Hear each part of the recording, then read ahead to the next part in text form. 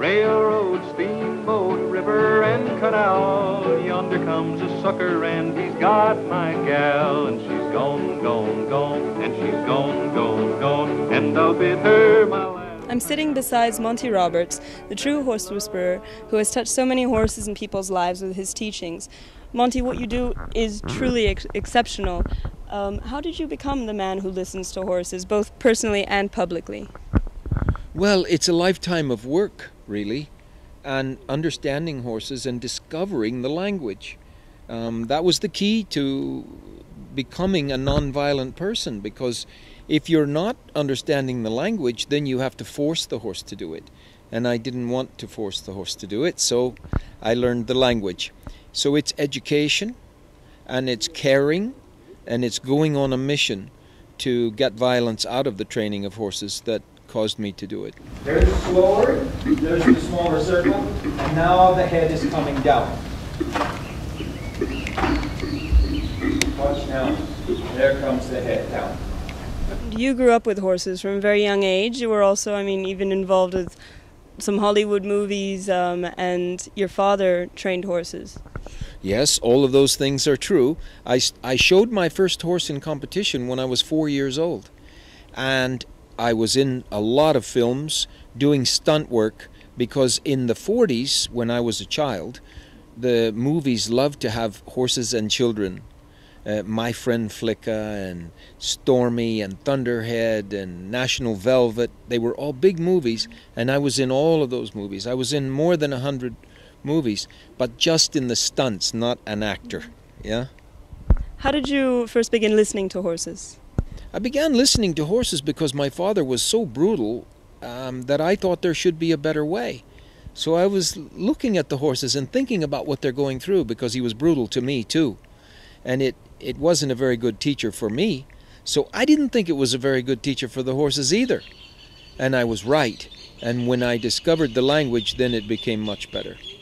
And specifically your join-up philosophy, how did you begin working with this and sort of getting things right, getting things wrong, and eventually just always right now? Yeah, well, what you just said is a big part of it. Trial and error, making mistakes and then getting it right, and working with the horses. They showed me. They were my teachers.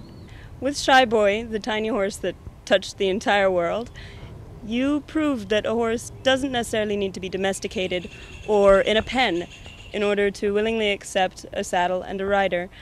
What do you think that this told us about the relationship between people and horses, or people just and animals in general?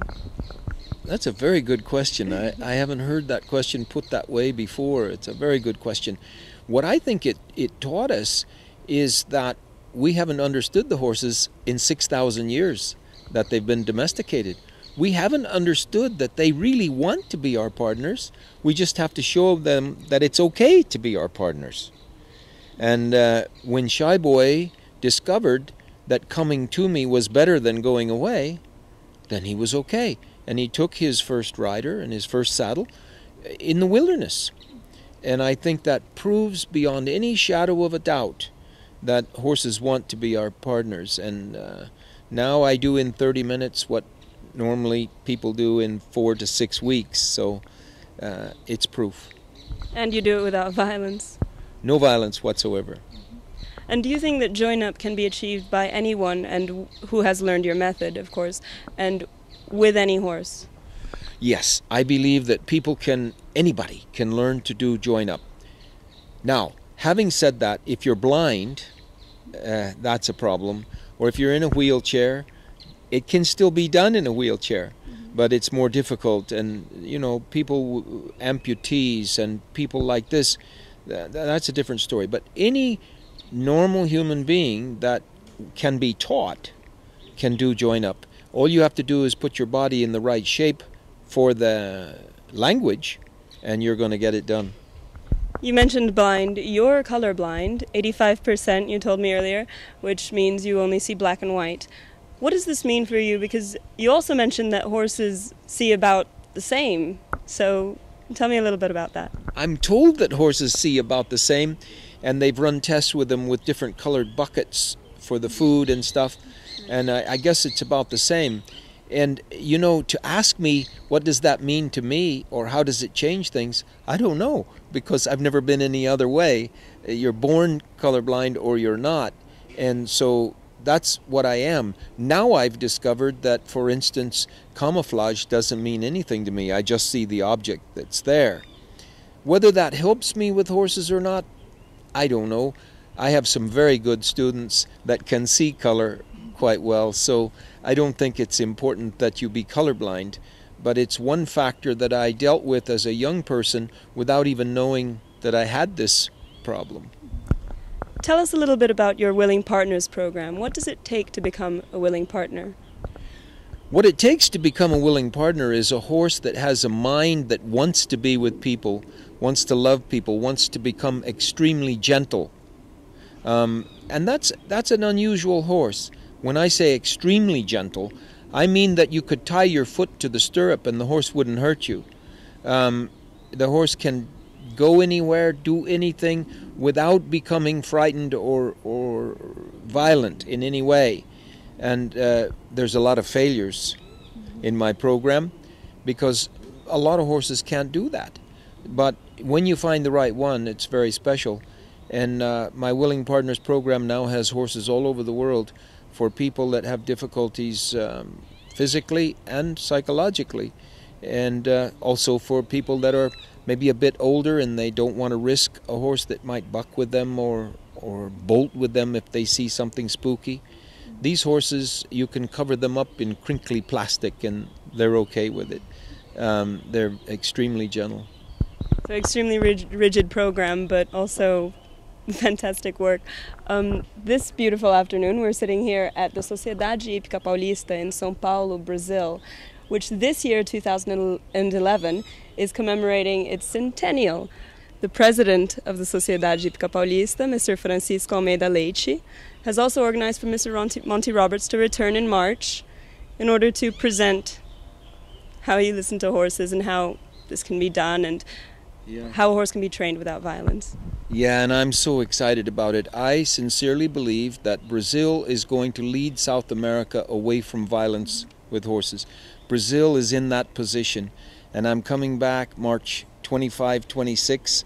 I had a student come to California from Brazil, that's Eduardo Moreira, and Eduardo took up my concepts, and I think he was quite skeptical at first.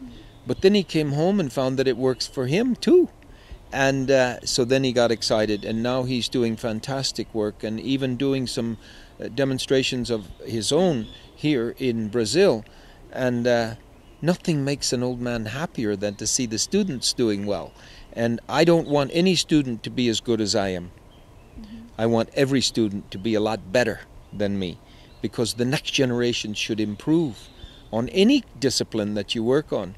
So I'm really excited to come back to São Paulo in March 25-26 and do 2 demonstrations that I believe will set Brazil up to be the leader for nonviolent training in South America. And see if I can draw him to me. Like that, 1 step, and another step, and another step,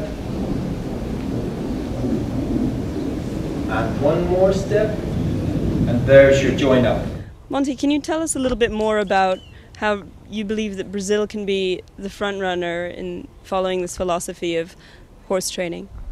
This is an easy one for me. I love to answer this question because, you know, we domesticated horses about 6,000 years ago.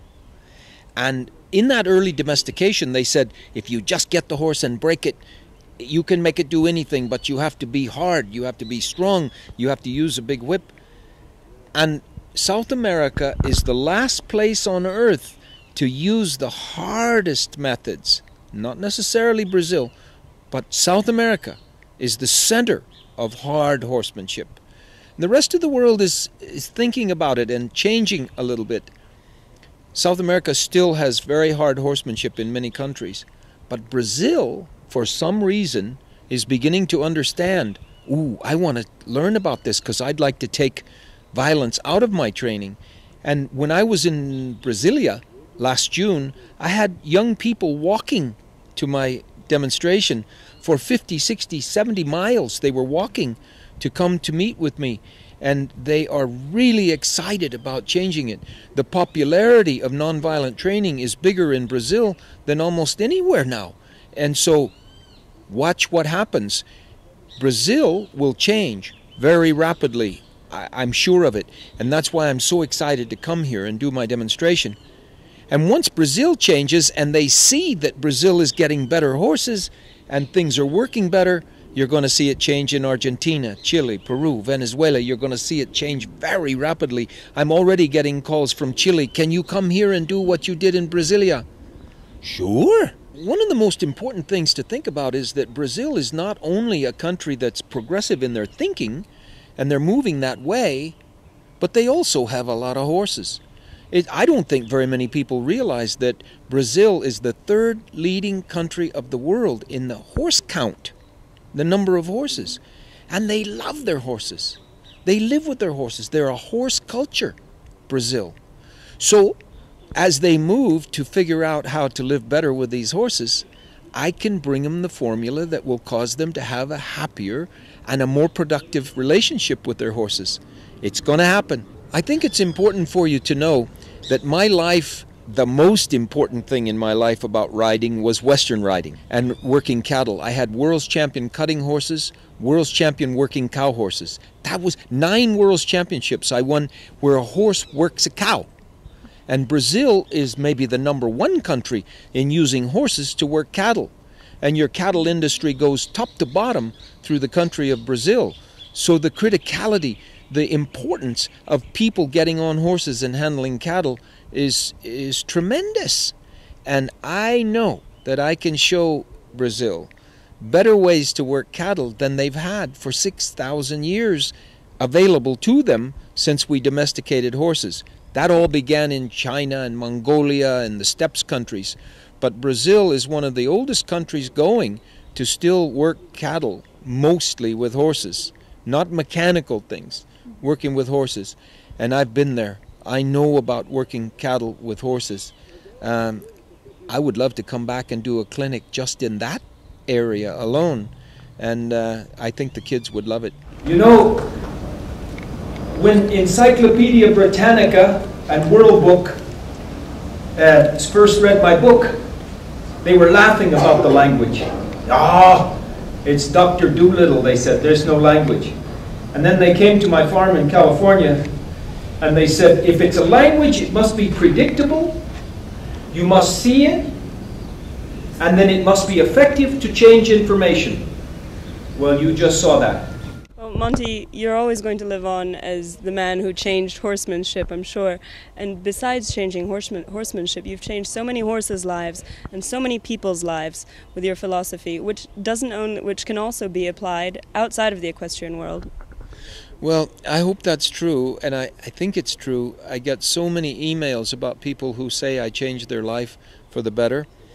And my life's goal is to leave the world a better place than I found it, for horses and for people too. And I just don't believe that we have any right to say you must or I'll hurt you to a horse or any other creature, particularly human beings. I would love to see violence go down away from the world, and we're becoming more and more violent toward one another as we progress through this life of ours. So hopefully my work can be seen by people outside the horse world and change the human world too. Well, Monty, we're very, very excited to have you here, and it's really an honor to interview you. Thank you so much. Thank you. It's my honor to be here with you. I'll bid her my last farewell.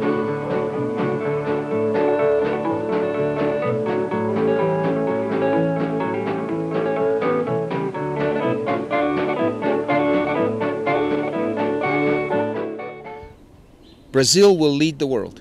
Brazil will lead the world away from violent training of horses. Mark my word, it's going to happen.